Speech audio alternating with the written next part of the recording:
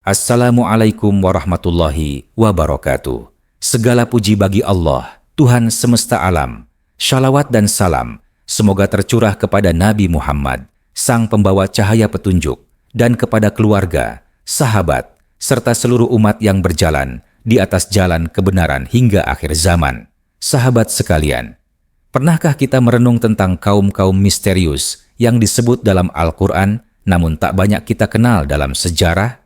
Salah satunya adalah kaum Syabi'in, sebuah nama yang disebut sejajar dengan Yahudi, Nasrani, dan orang-orang beriman. Namun siapa mereka sebenarnya? Apakah mereka pengikut Nabi? Atau penyembah bintang seperti yang dituduhkan? Apakah mereka kaum Hanif yang memegang teguh tauhid sebelum risalah Ibrahim? Atau hanya sisa-sisa peradaban kuno yang dipinggirkan oleh zaman?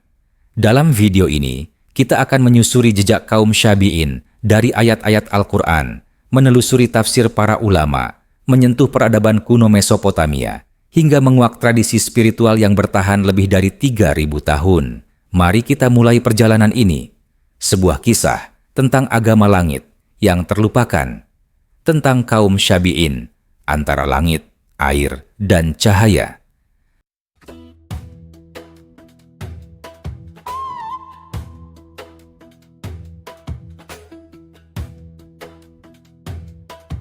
Kaum Syabi'in disebut 3 kali dalam Al-Quran, dan setiap penyebutannya selalu diletakkan dalam konteks yang sangat unik.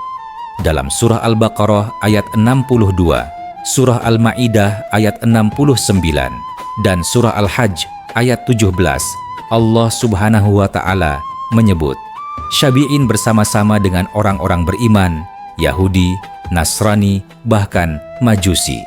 Ayat-ayat ini menjadi pintu gerbang besar bagi para mufasir dalam memahami hakikat kaum Syabi'in. Sesungguhnya orang-orang mukmin, orang-orang Yahudi, orang-orang Nasrani, dan orang-orang Syabi'in, siapa saja di antara mereka yang beriman kepada Allah, hari akhir, dan beramal syalih, mereka akan mendapat pahala dari Tuhan mereka. Al-Baqarah ayat ke-62. Para mufasir berbeda pendapat mengenai siapa sebenarnya kaum ini.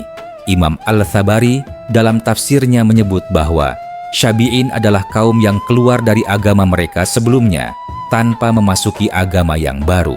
Sementara Ibnu Katsir mengaitkan mereka dengan penyembah bintang, tetapi juga menyebut bahwa di antara mereka ada yang mengikuti Nabi Yahya alaihi salam.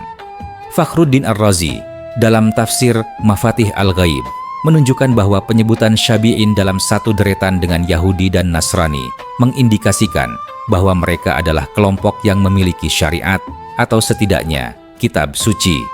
Di sisi lain, Al-Qurtubi menekankan bahwa status mereka sebagai ahlul kitab masih diperdebatkan, dan hanya Allah yang maha tahu siapa sebenarnya mereka.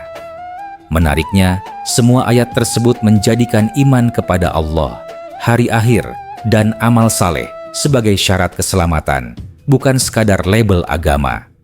Ini membuka tafsir luas bahwa kaum Syabi'in bisa jadi adalah pewaris ajaran tauhid yang belum dikenal umat Islam secara utuh. Di dalam hadis Nabi Muhammad, nama kaum Syabi'in jarang sekali disebut secara langsung. Namun terdapat riwayat yang menyiratkan kehadiran mereka sebagai kelompok minoritas dalam wilayah kekuasaan Islam pada masa awal. Dalam surat yang dikirim Umar bin Khattab kepada gubernur Irak, disebut bahwa kaum Syabi'in diberikan perlindungan seperti halnya Yahudi dan Nasrani. Pandangan para ulama juga berbeda terkait apakah kaum Syabi'in adalah bagian dari ahlul kitab. Imam Abu Hanifah menyatakan bahwa mereka termasuk ahlul kitab karena memiliki kitab dan ajaran. Hal ini juga dipakai sebagai dasar dalam fiqh bahwa pernikahan dengan wanita Syabi'in, seperti halnya Nasrani dan Yahudi, dibolehkan dalam kondisi tertentu. Namun, Imam Malik dan sebagian fuqaha lain tidak memasukkan mereka ke dalam ahlul kitab karena kepercayaan mereka dinilai terlalu menyimpang, terutama jika mereka adalah kelompok penyembah bintang. Perbedaan pendapat ini menunjukkan betapa kompleksnya identitas kaum Syabi'in di mata Islam. Meski begitu, Islam tetap menunjukkan prinsip keadilan dalam penilaian, dengan memberikan mereka tempat dalam ayat-ayat petunjuk, karena pada akhirnya yang menentukan bukanlah nama kelompoknya, melainkan apakah mereka benar-benar beriman kepada Allah, hari akhir, dan berbuat baik.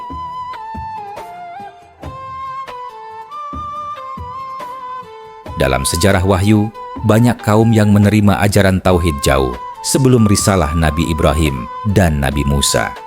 Para ulama dan sejarawan Islam klasik mengajukan hipotesis bahwa kaum Syabi'in bisa jadi merupakan pewaris ajaran Nabi Nuh atau Nabi Idris. Hal ini didasarkan pada kemiripan konsep ketuhanan yang sangat menekankan pada keesaan Tuhan, kewajiban ibadah, serta kehidupan sesudah mati. Beberapa ulama mengutip bahwa kaum Syabi'in adalah keturunan orang-orang yang berpegang pada tauhid murni di masa awal, namun ajaran mereka secara perlahan mengalami penyimpangan. Seperti disebutkan oleh Ibnu Taimiyah, Syabi'in awal adalah kaum Hanif, bukan musyrik, yang kemudian terbagi dua. Beberapa ulama mengutip bahwa kaum Syabi'in adalah keturunan orang-orang yang berpegang pada tauhid murni di masa awal, namun ajaran mereka secara perlahan mengalami penyimpangan. Seperti disebutkan oleh Ibnu Taimiyah, Syabi'in awal adalah kaum Hanif, bukan musyrik, yang kemudian terbagi dua. Sebagian condong ke filsafat Yunani dan penyembahan bintang, Haranian, sebagian lagi tetap menjaga sebagian nilai spiritual dan kitab suci, Mandayan. Jika ini benar, maka kaum Syabi'in adalah jembatan antara umat-umat terdahulu dan Islam. Korelasi mereka dengan Nabi Idris juga menarik untuk dikaji. Dalam tradisi Islam, Idris dikenal sebagai nabi yang pandai dalam menulis, mengajarkan astronomi, dan mempopulerkan ilmu falak. Jejak ajaran Nabi Idris yang dalam sumber Yahudi dikenal sebagai Enok diduga berpengaruh pada tradisi spiritual kaum Syabi'in, terutama dalam penyembahan kosmis dan struktur langit yang mereka imani. Apakah kaum Syabi'in adalah penyambung warisan Idris, atau mungkin sisa-sisa komunitas dari kaum Nuh yang selamat dan berpegang pada nilai-nilai ketauhidan? Sejauh ini, jawabannya masih menggantung, tetapi petunjuk sejarah dan spiritual mengarah pada hubungan erat dengan dua nabi awal tersebut. Identitas kaum Syabi'in semakin kompleks karena istilah ini tampaknya digunakan untuk menyebut lebih dari satu kelompok. Terdapat dua kelompok utama yang sepanjang sejarah dikaitkan dengan istilah Syabi'in, Sabian Haran dan Sabian Mandayan. Keduanya memiliki ajaran yang sangat berbeda, namun keduanya mengklaim atau dicap oleh orang luar sebagai Syabi'in. Sabian Haran berasal dari kota kuno Haran di wilayah Turki modern yang dikenal sebagai pusat astronomi dan filsafat sejak zaman Babilonia. Mereka dikenal sebagai penyembah bintang dan mengagungkan planet sebagai entitas spiritual. Namun mereka juga mengembangkan pengetahuan matematik dan astronomi yang tinggi. Dalam tradisi Islam awal, mereka mendapatkan status Ahlul Kitab untuk menghindari pembantaian, dan bahkan sebagian ilmuwan Haran seperti Thabit bin Qurrah menjadi bagian penting dari peradaban Islam. Di sisi lain, Sabian Mandayan yang tinggal di sekitar sungai Efrat dan Tigris memiliki ajaran yang jauh lebih mendekati agama wahyu. Mereka percaya kepada Tuhan yang Esa, memuliakan para nabi seperti Adam, Syits, Nuh, dan terutama Yahya bin Zakaria, Nabi Yahya. Mandayan memiliki kitab suci seperti Ginzarba dan Sidra di Yahya, serta melakukan ritual penyucian diri melalui air secara berkala. Tradisi mereka sangat spiritual dan penuh simbol. Lantas, mana yang dimaksud oleh Al-Quran? Sabian Haran atau Sabian Mandayan? Ataukah keduanya? Beberapa ulama meyakini bahwa yang dimaksud dalam Al-Quran adalah Syabi'in Mandayan karena lebih monoteistik dan punya tradisi kenabian. Sementara penyembah bintang Haran lebih dekat kepada filsafat Yunani kuno yang bercampur paganisme. Beberapa sarjana modern mengajukan pendapat bahwa istilah Syabi'in dalam Al-Quran mungkin bukan menunjuk pada satu etnis atau agama tertentu, tetapi kategori umum bagi komunitas spiritual kuno yang tidak tergolong secara eksplisit sebagai Yahudi, Nasrani, atau Majusi, tetapi memiliki unsur monoteisme dan sistem keyakinan sendiri. Dalam bahasa Arab, kata sabi bisa bermakna orang yang meninggalkan suatu agama, namun tidak selalu dalam konotasi negatif. Bisa jadi kaum Syabi'in adalah mereka yang keluar dari bentuk agama yang menyimpang untuk kembali kepada pencarian spiritual yang murni. Dalam konteks ini, Syabi'in bisa menunjuk kepada kelompok pencari Tuhan yang tidak terikat dengan kitab yang dikenal oleh masyarakat Arab saat itu, namun masih berada dalam orbit tauhid. Sejumlah sumber menyebut bahwa saat Nabi Muhammad berdakwah, terdapat komunitas Syabi'in di wilayah Irak dan Syam yang tidak bisa diklasifikasikan sebagai Yahudi atau Nasrani, namun mengamalkan penyucian jiwa, ibadah, serta percaya kepada Tuhan Yang Maha Esa. Ini memperkuat teori bahwa sebutan Syabi'in di Al-Quran mungkin merujuk pada tipe spiritualitas lintas zaman, bukan satu identitas kaku. Dengan semua kemungkinan ini, identitas kaum Syabi'in tetap menjadi teka-teki terbuka. Tetapi di balik misterinya, terdapat pelajaran penting, bahwa Allah mencatat dan menghargai setiap kaum yang menjunjung keimanan, amal saleh, dan pencarian kepadanya, walau mereka tak memiliki label yang dikenal umat manusia hari ini.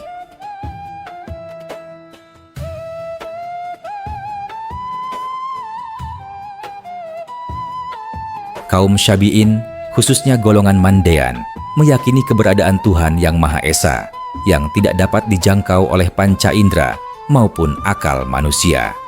Dalam literatur mereka, Tuhan disebut dengan berbagai nama seperti Hayy Rabbi, Tuhan yang hidup, Mana Rabba, Roh Agung, atau Allaha, sebutan Aram untuk Tuhan yang memiliki kemiripan fonetik dengan Allah. Konsep ini menunjukkan bahwa mereka menempatkan Tuhan sebagai entitas transenden, pencipta semesta, dan sumber dari semua cahaya dan kebaikan. Dalam kosmologi mereka, Tuhan menciptakan alam dalam struktur hierarkis, dimulai dari dunia cahaya, makhluk malaikati, dan dunia suci. Lalu, dunia tengah tempat manusia hingga dunia bawah tempat kegelapan dan kekacauan. Jiwa manusia diyakini berasal dari dunia cahaya, dan kehidupan di dunia adalah ujian untuk kembali ke asalnya.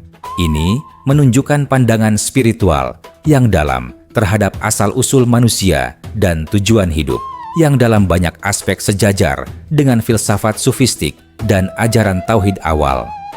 Mereka juga percaya bahwa segala ciptaan bersumber dari kehendak ilahi yang murni. Bintang-bintang dan planet bukan disembah sebagai dewa, melainkan sebagai simbol atau perantara dari kehendak langit, seperti dalam tradisi Haranian. Namun, pada golongan Mandean, penghormatan itu tidak sampai menyembah. Mereka tetap menjaga pemisahan antara Sang Khalik dan makhluk ciptaan. Konsep ini membedakan kaum Syabi'in dari politeis sejati dan menjelaskan mengapa mereka dalam Al-Quran dikategorikan secara khusus. Kaum Syabi'in Mandean mengakui keberadaan nabi-nabi, namun daftar dan fokus mereka berbeda dengan agama samawi lainnya. Tokoh utama yang mereka muliakan adalah Nabi Yahya, Yohanes Pembaptis, yang dalam bahasa mereka disebut Yahya Yuhana, dianggap sebagai nabi terakhir dan terbesar dalam tradisi mereka. Mereka mempercayai bahwa Yahya adalah guru agung yang membawa ajaran suci dan praktik pembaptisan sebagai jalan penyucian jiwa. Selain Nabi Yahya, mereka juga menghormati Nabi Adam, Syits, anak Adam, dan Nabi Nuh yang dianggap sebagai figur-figur awal dalam sejarah wahyu. Dalam teks-teks mereka, khususnya Ginzarba, disebutkan pula sosok-sosok suci lain yang tidak selalu dikenal dalam Islam atau kitab suci lainnya. Sementara Nabi Idris yang dalam banyak tradisi dikaitkan dengan kebijaksanaan dan ilmu langit, diyakini oleh beberapa peneliti sebagai bagian dari tokoh yang dipuja oleh komunitas Haran, walau tidak disebut secara eksplisit dalam teks Mandayan. Terkait kitab suci, komunitas Syabi'in Mandayan memiliki beberapa naskah utama yang diwariskan turun-temurun. Ginza, Erba, Harta Besar. Kitab pokok mereka yang berisi kosmologi, kisah nabi-nabi awal, ajaran moral, dan nasihat spiritual. Sidra di Yahya, Kitab Yahya, memuat sabda dan ajaran Nabi Yahya sebagai guru pencerahan. Kolasta, kumpulan doa dan liturgi yang dibaca dalam upacara keagamaan. Dalam komunitas Haran tidak ditemukan kitab suci tertulis seperti ini, tetapi tradisi lisan dan filsafat bintang diwariskan sebagai bentuk wahyu alam. Meski kitab-kitab ini tidak diakui dalam Islam atau dalam kanon kitab samawi lainnya, eksistensinya menunjukkan bahwa kaum Syabi'in memiliki struktur kepercayaan yang sangat terorganisasi, lengkap dengan nabi, ajaran etika, dan teks suci yang mendalam. Salah satu ciri khas paling mencolok dalam ibadah kaum Syabi'in Mandayan adalah ritual pembaptisan atau mandi suci yang dilakukan secara berkala, bukan hanya sekali seumur hidup. Upacara ini, yang disebut masbuta, dilakukan di sungai yang mengalir, terutama sungai Efrat dan Tigris yang mereka anggap suci karena mengalir dari dunia cahaya. Praktik ini dipercaya membersihkan jiwa, menyegarkan ruh, dan menghubungkan kembali manusia dengan asal-usul sucinya. Air bagi mereka adalah lambang kehidupan dan media penghubung antara dunia fana dan dunia ilahi.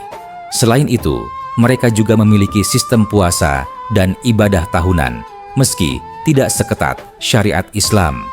Puasa mereka lebih bersifat simbolis, menahan diri dari dosa, tindakan jahat, dan memperbanyak kebajikan selama periode tertentu dalam kalender rohani mereka. Hari-hari suci seperti Panja, hari penciptaan, dan Parwanaya, hari-hari suci pemurnian, dijalankan dengan serangkaian ritual, doa, dan jamuan spiritual. Kalender keagamaan mereka juga terkait dengan pergerakan bintang dan siklus langit. Ini terutama terjadi di kalangan Haranian yang menggabungkan spiritualitas dengan astronomi.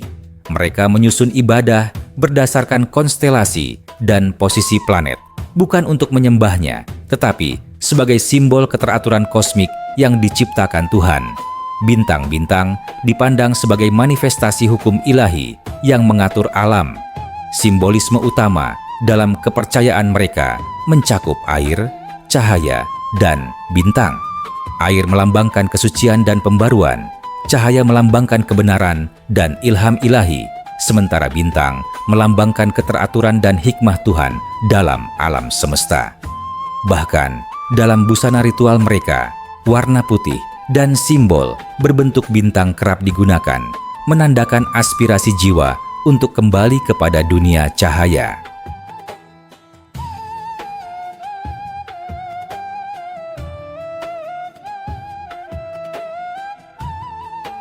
Haran merupakan salah satu kota paling misterius dan kuno di dunia. Terletak di wilayah yang kini masuk dalam perbatasan tenggara Turki, dekat dengan perbatasan Suriah. Dalam sejarahnya, Haran telah menjadi persimpangan antara peradaban Mesopotamia, Persia, dan Helenistik. Kota ini dikenal sejak masa Sumeria dan Akkadia sebagai pusat keagamaan dan pengamatan langit. Haran juga disebut dalam Alkitab sebagai tempat persinggahan keluarga Nabi Ibrahim sebelum menuju Kanaan. Kaum Syabi'in dari Haran seringkali disebut sebagai Sabian Haranian, menjadikan kota ini sebagai pusat spiritual dan intelektual mereka. Mereka dikenal sebagai komunitas penyembah bintang, namun pengertiannya tidak sesederhana itu. Dalam kepercayaan mereka, bintang-bintang bukanlah Tuhan, melainkan simbol dari kekuatan langit yang mengatur dunia di bawah bimbingan ilahi. Mereka memiliki sistem kepercayaan yang bercampur antara spiritualitas kuno Babilonia, filsafat Yunani, dan unsur ketauhidan dari ajaran nabi-nabi terdahulu. Seiring berjalannya waktu, Haran juga menjadi pusat sains dan filsafat pada masa Islam awal. Ketika peradaban Islam berkembang dan pusat ilmu berpindah ke Baghdad, para ilmuwan dari Haran ikut terlibat dalam proyek besar penerjemahan naskah-naskah Yunani ke bahasa Arab. Tokoh seperti Thabit bin Qurrah, seorang matematikawan dan astronom besar dari Haran, adalah contoh bagaimana spiritualitas Syabi'in menyatu dengan kecintaan terhadap ilmu pengetahuan.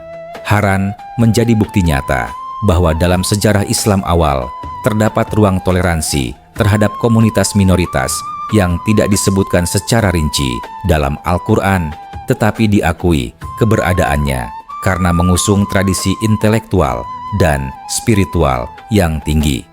Kota ini adalah monumen hidup dari jejak kaum Syabi'in yang menjembatani masa lalu, pagan, filsafat, dan tauhid dalam satu ruang kebudayaan yang unik. Berbeda dengan komunitas Haranian yang hidup di dataran tinggi dan padang stepa Anatolia, kaum Syabi'in Mandean bermukim di dataran subur lembah sungai Efrat dan Tigris, terutama di wilayah yang kini menjadi bagian dari Irak Selatan dan Iran Barat Daya. Sungai-sungai ini bukan hanya sumber kehidupan secara fisik, tetapi juga sungai spiritual bagi kaum Mandean yang menjadikan air sebagai unsur utama dalam ibadah dan penyucian jiwa. Disinilah kaum Mandean membangun komunitas yang tertutup, namun memiliki kekayaan budaya yang sangat tinggi. Mereka dikenal sebagai pengrajin logam, pembuat perhiasan, dan ahli pengobatan tradisional. Dalam sejarah perdagangan abad pertengahan, kaum Syabi'in Mandean disebut sebagai pengrajin emas dan perak terbaik di Irak. Tidak sedikit pula yang menjadi penyembuh dan herbalis dengan pengetahuan tentang tanaman obat yang diwariskan secara turun-temurun dan dilestarikan dalam kitab-kitab suci mereka. Selain keterampilan tangan, mereka juga memiliki sistem keilmuan spiritual yang khas. Teks-teks suci seperti Ginzarba ditulis dalam bahasa Mandaik, salah satu varian dari bahasa Aram. Komunitas ini sangat menjaga kitab-kitab mereka dengan ketat. Hanya pendeta dan tokoh rohani yang boleh mengakses dan mengajarkan isinya secara resmi. Upacara keagamaan mereka dipenuhi dengan simbol-simbol kosmis, penyucian diri, dan pencarian kembali terhadap dunia cahaya sebagai tujuan akhir jiwa manusia. Hingga hari ini, meskipun terus mengalami tekanan politik dan diskriminasi di tanah air mereka, komunitas Mandean masih bertahan. Mereka bisa ditemukan dalam jumlah kecil di daerah sekitar Basrah, Nasiriyah, dan Ahvaz, serta dalam diaspora ke Eropa dan Australia. Keberadaan mereka adalah sisa sejarah hidup dari agama kuno yang secara misterius selaras dengan nilai-nilai wahyu dan tauhid, namun tidak tergolong dalam 3 agama besar Samawi.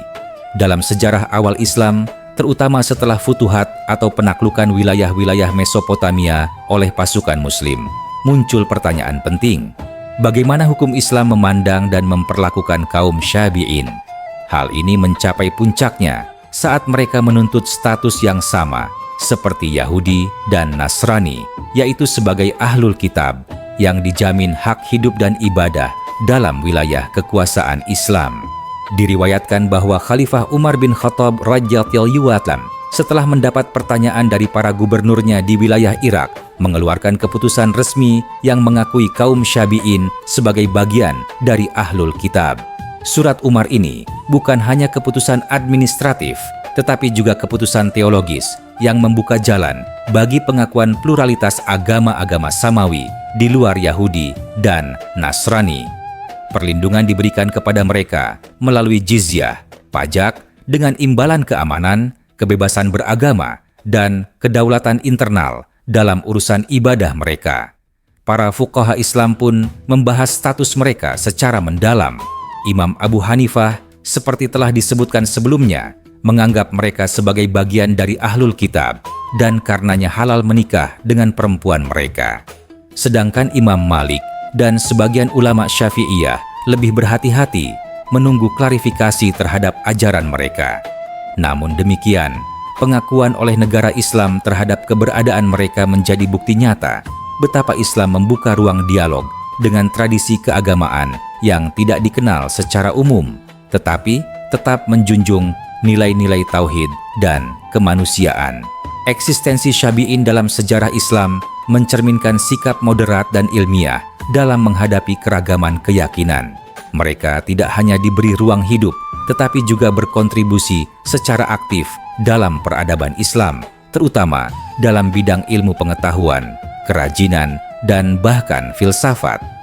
Ini menegaskan bahwa sejarah umat Islam bukan sekadar sejarah peperangan dan dakwah, tetapi juga sejarah inklusivitas terhadap kelompok yang jujur mencari kebenaran.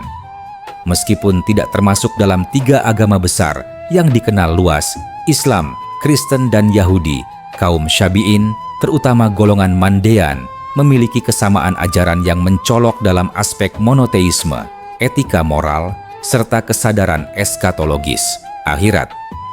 Ajaran mereka menunjukkan bahwa mereka bukanlah kaum pagan atau penyembah berhala, melainkan komunitas spiritual yang berpegang pada sistem kepercayaan yang rapi dan dalam banyak hal sejalan dengan semangat wahyu samawi. Dalam hal monoteisme, Syabi'in meyakini adanya Tuhan yang Maha Esa dan transenden yang tidak memiliki sekutu, bentuk fisik, atau perantara. Ini sejalan dengan prinsip tauhid dalam Islam, Yahweh dalam Yahudi, dan God the Father dalam kekristenan. Mereka menolak pencitraan Tuhan dan menekankan pencarian spiritual langsung kepadanya melalui perenungan, ibadah, dan penyucian jiwa. Secara ajaran moral, mereka mengajarkan kejujuran, kesucian, keadilan, serta menjauhi dusta, kekerasan, dan penganiayaan. Ajaran-ajaran ini banyak termuat dalam kitab Ginzarba dan doa-doa dalam Kolasta. Seperti agama-agama samawi lainnya, Syabi'in juga menekankan amal kebajikan sebagai sarana mendekatkan diri kepada Tuhan. Lebih menarik lagi, mereka memiliki konsep hari kiamat yang dikenal sebagai kepulangan jiwa. Dalam pandangan mereka, setelah kematian, jiwa akan menempuh perjalanan panjang kembali ke dunia cahaya. Sepanjang perjalanan ini, jiwa akan diuji dan ditimbang amalnya. Jiwa yang suci akan diterima di dunia cahaya dan disambut para malaikat, sedangkan yang kotor akan tersesat dan tinggal dalam dunia kegelapan atau kekacauan. Ini adalah cerminan dari keyakinan tentang surga dan neraka, meskipun dengan simbolisme yang berbeda dari narasi syariat Islam atau kitab Perjanjian Lama dan Baru. Dengan berbagai kemiripan ini, muncul dugaan bahwa kaum Syabi'in mungkin menyerap elemen-elemen ajaran para nabi terdahulu yang kemudian berkembang secara independen. Mereka bisa jadi mewakili jalur spiritual kuno yang tidak terserap dalam arus besar sejarah kenabian yang dikenal dalam Islam, namun tetap mengandung inti ketauhidan dan tanggung jawab moral. Sampai hari ini, tidak ditemukan catatan tertulis yang pasti mengenai pandangan kaum Syabi'in terhadap Nabi Muhammad secara langsung. Kitab-kitab mereka yang diwariskan sebelum abad ke-7 Masehi tampaknya tidak mencantumkan nama atau komentar tentang Nabi Muhammad, meskipun sebagian naskah yang ditulis ulang pada masa Islam mulai menyesuaikan diri dalam bentuk identitas demi keselamatan komunitas mereka. Hal ini bisa dimaklumi, mengingat mereka adalah komunitas kecil yang tertutup, yang hidup di tengah tekanan politik dan dominasi kekuasaan yang berubah-ubah. Namun, tidak adanya penolakan eksplisit terhadap Nabi Muhammad juga bisa dibaca sebagai sikap netral atau diam sebagai bentuk perlindungan. Di bawah pemerintahan Islam, kaum Syabi'in beradaptasi dan tetap mempertahankan identitas mereka tanpa menantang keras keyakinan mayoritas. Hal ini menunjukkan bahwa mereka tidak secara aktif menolak kenabian Muhammad, meskipun tidak pula mengakuinya secara eksplisit dalam liturgi atau teologi mereka. Sebaliknya, pandangan Islam terhadap kaum Syabi'in cukup kompleks, sebagaimana disebut dalam Al-Quran Al-Baqarah ayat ke-62, Al-Ma'idah ayat ke-69, dan Al-Hajj ayat ke-17. Mereka ditempatkan dalam satu deret bersama Yahudi dan Nasrani, suatu pengakuan yang tidak main-main. Para ulama tafsir awal menafsirkan hal ini sebagai indikasi bahwa kaum Syabi'in, selama mereka beriman kepada Allah, hari akhir, dan beramal saleh, maka mereka memiliki harapan akan keselamatan di sisi Tuhan. Meski demikian, klasifikasi teologis mereka terus diperdebatkan. Ada ulama seperti Imam Abu Hanifah yang memasukkan mereka ke dalam kelompok Ahlul Kitab karena memiliki kitab dan sistem ibadah. Hal ini menjadikan mereka sah untuk hidup berdampingan dalam hukum Islam, bahkan dalam hal pernikahan dan hak-hak sosial tertentu. Namun ada pula ulama lain yang bersikap lebih hati-hati, seperti Imam Malik, karena menganggap ajaran mereka terlalu samar atau tidak jelas silsilah kenabiannya. Namun, esensi dari pandangan Islam terhadap Syafi'in adalah toleransi berbasis prinsip, bukan asal-usul. Islam menghargai iman yang sejati, amal yang ikhlas, dan pencarian terhadap kebenaran, meskipun dilakukan oleh kelompok yang tidak dikenal secara umum. Karena itu, banyak sejarawan Islam awal yang tidak mempermasalahkan eksistensi kaum Syafi'in selama mereka hidup damai, tidak menentang syariat, dan tetap menjalankan prinsip-prinsip universal tauhid.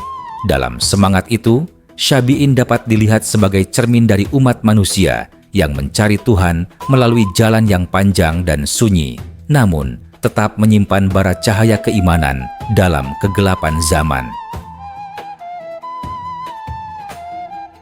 Salah satu aspek paling mencolok dari peradaban kaum Syafi'in, terutama yang berasal dari Haran, adalah kontribusi mereka dalam bidang ilmu pengetahuan dan filsafat, terutama pada masa awal kejayaan peradaban Islam. Di tengah iklim toleransi ilmiah yang tumbuh di bawah dinasti Abbasiyah, para ilmuwan dari komunitas Syafi'in tampil menonjol sebagai penerjemah, pengembang, dan pelopor ilmu-ilmu rasional, khususnya dalam matematika, astronomi, dan kedokteran. Tokoh paling terkenal dari kalangan Syafi'in adalah Thabit bin Qurrah, 826 sampai 901 Masehi, seorang polimat dari Haran yang berkontribusi besar dalam dunia Islam. Ia dikenal sebagai ahli matematika, astronomi, filsafat, fisika, hingga kedokteran. Thabit adalah bagian dari proyek besar Bait al-Hikmah di Baghdad, pusat penerjemahan dan pengembangan ilmu pengetahuan pada masa Khalifah Al-Ma'mun. Ia menerjemahkan karya-karya penting dari bahasa Yunani ke Arab, termasuk karya Euclid, Ptolemy, dan Galen, serta menambahkan komentar kritis dan pengembangan dari sudut pandang baru. Thabit juga memberikan kontribusi orisinal dalam bidang aljabar dan geometri, termasuk teori bilangan dan transformasi geometris. Dalam astronomi, ia mengembangkan model pergerakan planet dan teori bayangan matahari. Pendekatan ilmiahnya tidak hanya bersifat teknis, tetapi juga filosofis, mencerminkan pengaruh kuat dari kepercayaan Syafi'in Haranian yang memandang langit dan bintang sebagai manifestasi keteraturan ilahi. Tidak hanya Thabit bin Qurrah, komunitas Syafi'in lainnya seperti Ibrahim bin Sinan, cucu Thabit, juga dikenal sebagai ahli matematika yang mengembangkan studi integral dan kalkulasi luas bidang lengkung. Keluarga mereka menjadi simbol sinergi antara spiritualitas langit, rasionalitas Yunani, dan dorongan intelektual Islam. Meskipun berasal dari tradisi minoritas yang tidak sepenuhnya diakui sebagai agama besar, para ilmuwan Syafi'in mendapatkan tempat dalam masyarakat Islam karena kualitas dan dedikasi ilmiahnya. Mereka menjadi jembatan antara warisan intelektual Yunani Romawi dengan semangat keilmuan Islam, membuktikan bahwa ilmu pengetahuan bisa menjadi bahasa universal yang mengatasi sekat-sekat agama dan budaya. Kaum Syafi'in, khususnya dari Haran, memiliki hubungan yang sangat erat dengan astronomi dan kosmologi. Bagi mereka, langit bukan hanya objek pengamatan ilmiah, tetapi juga ruang spiritual yang memantulkan hukum ilahi. Ini tercermin dalam kepercayaan mereka bahwa bintang dan planet adalah media untuk memahami kehendak Tuhan, bukan untuk disembah, tetapi sebagai simbol keteraturan ciptaan. Dalam tradisi Haranian, langit dipandang sebagai kitab yang terbuka. Setiap gerakan planet, perubahan musim, dan fenomena langit dianggap mencerminkan dinamika hubungan antara dunia materi dan dunia spiritual. Oleh karena itu, ilmu falak bukan sekadar alat untuk navigasi atau pertanian, melainkan jalan menuju hikmah dan ketundukan kepada kehendak ilahi. Pengamatan terhadap konstelasi bintang digunakan untuk memahami waktu ibadah, musim puasa, dan siklus ritus keagamaan mereka. Konsep ini kemudian membawa pengaruh besar dalam pengembangan ilmu falak dalam dunia Islam. Ketika para khalifah Abbasiyah membuka jalan bagi penelitian astronomi, para ilmuwan Syabi'in menjadi pelopor dalam membangun observatorium, instrumen pengukuran langit, dan perhitungan pergerakan benda langit.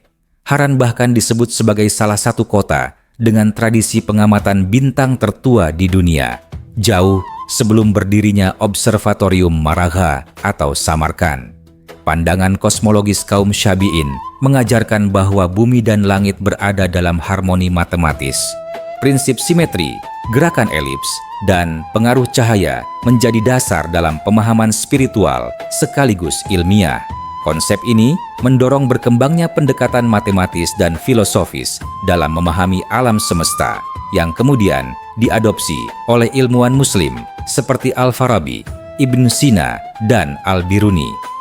Menariknya, kaum Syabi'in juga menggabungkan elemen astrologi kuno Babilonia dengan logika rasional Yunani, menghasilkan perpaduan ilmu yang unik, mistis namun ilmiah, simbolik namun eksak.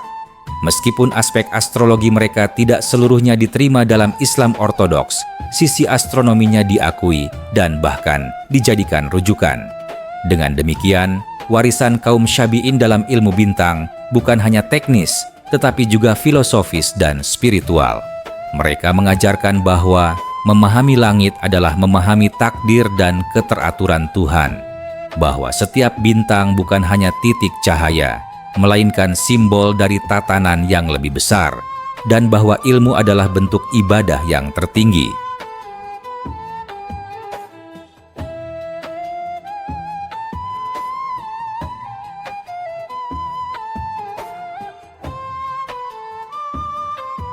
Di tengah gemuruh zaman modern dan gempuran konflik sektarian, kaum Syabi'in, khususnya golongan Mandean, mengalami penurunan drastis dalam jumlah dan pengaruh. Mereka yang dahulu hidup tenang di tepi sungai Efrat dan Tigris, kini menjadi komunitas minoritas yang rentan dan terancam punah, baik secara fisik maupun kultural.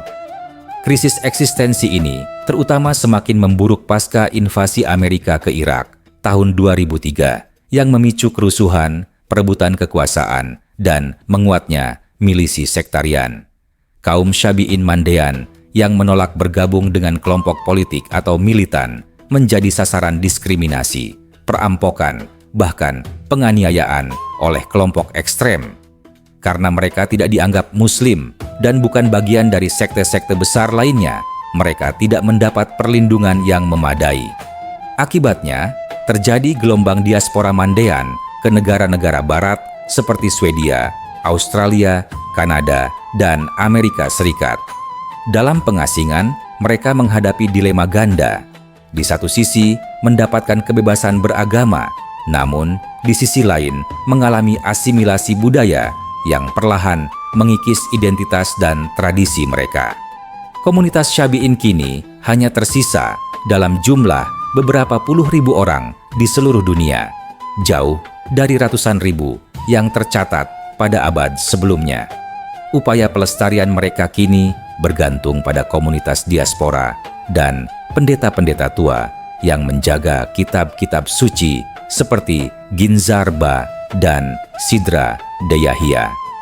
Beberapa kelompok telah mulai mendigitalkan teks-teks Mandayan, mengembangkan kurikulum bahasa Mandaik secara daring, dan merekam ritual tradisional agar tidak hilang ditelan zaman.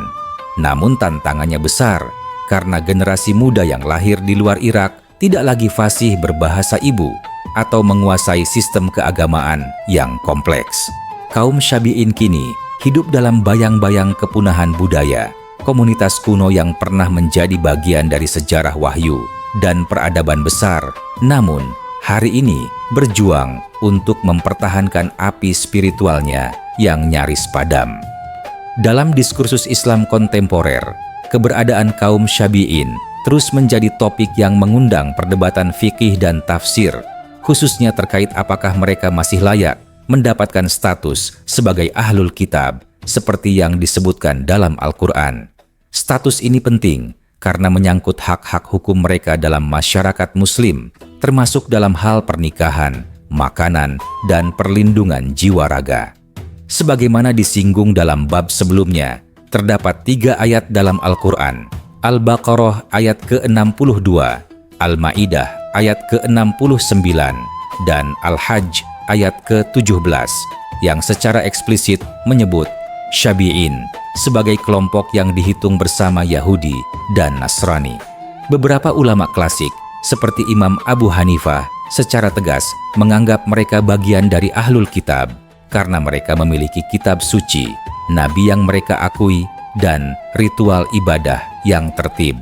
Dalam konteks modern, Majma' al-Fiqh al-Islami serta sejumlah ulama kontemporer dari Irak dan Iran menyatakan bahwa selama kaum Syabi'in masih mempertahankan sistem ibadah yang menyembah Tuhan Yang Maha Esa dan tidak menyembah berhala, maka mereka layak mendapatkan perlindungan dan hak sebagai Ahlul Kitab. Beberapa fatwa juga menyebut bahwa pernikahan dengan perempuan Syabi'in adalah sah jika mengikuti prinsip keimanan dan tidak mengandung syirik. Namun demikian, ada pula pandangan yang lebih konservatif, terutama dari kalangan yang menganggap kaum Syabi'in saat ini tidak memiliki sanad kenabian yang jelas atau kitab yang bisa diverifikasi dengan standar keotentikan Islam. Mereka berpendapat bahwa status Ahlul Kitab bukan sekadar pengakuan terhadap keberadaan kitab, tetapi harus juga mencakup penerimaan terhadap wahyu terdahulu dan kesinambungan syariat. Di negara-negara mayoritas Muslim, status kaum Syabi'in berbeda-beda. Di Irak, mereka secara resmi diakui sebagai kelompok keagamaan tersendiri, namun tidak selalu mendapatkan hak-hak sosial yang penuh. Di Iran, mereka termasuk dalam kelompok minoritas yang diakui secara terbatas, tetapi praktik keagamaan mereka kerap dibatasi. Hanya di negara-negara barat, mereka bisa menjalankan ritual secara bebas. Ironisnya, justru jauh dari tanah leluhur mereka. Pertanyaan besar tetap menggantung. Apakah kaum Syabi'in masih bisa diterima sebagai Ahlul Kitab dalam dunia Islam modern? Jawabannya tampaknya bukan sekadar soal doktrin, tetapi juga soal empati sejarah dan kemanusiaan. Dalam semangat Islam yang menghargai kejujuran iman dan pencarian kebenaran, kaum Syabi'in adalah saksi bisu dari masa lalu yang masih berusaha bertahan dalam dunia yang terus berubah.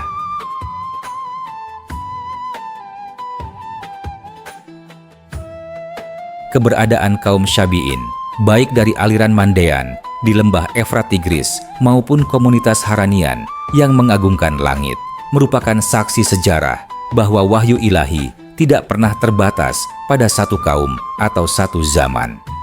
Allah Subhanahu wa Ta'ala dalam kebijaksanaan dan kasih sayangnya telah mengutus para nabi kepada setiap umat, membawa pesan tauhid, pengakuan terhadap satu Tuhan yang Maha Esa, yang disampaikan dalam bahasa, simbol, dan budaya yang sesuai dengan masyarakatnya. Kaum Syabi'in adalah salah satu dari mereka yang memelihara warisan tauhid, meskipun bentuk ekspresi spiritual mereka mungkin tampak asing bagi kita. Mereka menjaga kitab, mengenang para nabi, membersihkan jiwa dengan air, dan menatap langit bukan untuk menyembahnya, tetapi sebagai isyarat kepada Sang Pencipta. Disinilah tampak kebesaran Allah dalam menanamkan fitrah iman di hati manusia di berbagai penjuru dunia, dengan cara yang terkadang tak tercatat oleh sejarah besar, namun tetap terjaga dalam sunyi. Al-Quran dalam kebijaksanaannya menyebut kaum Syabi'in tanpa mengutuk atau memvonis mereka sebagai musyrik. Ini adalah isyarat penting bahwa keragaman ekspresi keimanan bukan berarti perbedaan dalam kebenaran mutlak. Sebaliknya, bisa jadi mereka adalah bagian dari rantai umat terdahulu yang tetap setia kepada cahaya wahyu, meskipun waktu, politik, dan perubahan sejarah menghapus nama-nama nabi mereka dari ingatan manusia. Melalui mereka, kita belajar bahwa pesan ilahi bersifat universal, melintasi batas geografis, bahasa, dan zaman. Islam bukanlah agama eksklusif yang memulai segalanya dari nol, tetapi kelanjutan dan penyempurna dari pesan-pesan para rasul sebelumnya. Dalam cahaya ini, eksistensi kaum Syabi'in bukan hanya penting secara historis, tetapi juga sebagai refleksi bahwa Allah tidak membiarkan umat manusia tanpa petunjuk di sepanjang sejarahnya. Di era globalisasi dan konflik ideologi yang kian tajam, umat Islam menghadapi tantangan besar untuk tetap berpegang pada nilai-nilai wahyu, namun dalam waktu yang sama bersikap adil dan bijaksana dalam menyikapi perbedaan.